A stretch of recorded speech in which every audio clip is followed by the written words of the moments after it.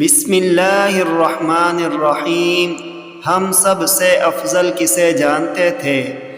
حضرت ابن عمر رضی اللہ عنہ بیان کرتے ہیں، ہم نبی صلی اللہ علیہ وسلم کے زمانے میں ابو بکر رضی اللہ عنہ کے برابر کسی کو قرار نہیں دیتے تھے، پھر حضرت عمر رضی اللہ عنہ اور پھر عثمان رضی اللہ عنہ، پھر ہم نبی صلی اللہ علیہ وسلم کے صحابہ کی باہم فضیلت کی بحث کو ترک کر دیتے تھے، اور ہم ان میں سے کسی ایک کو دوسرے پر فضیلت نہیں دیتے تھے۔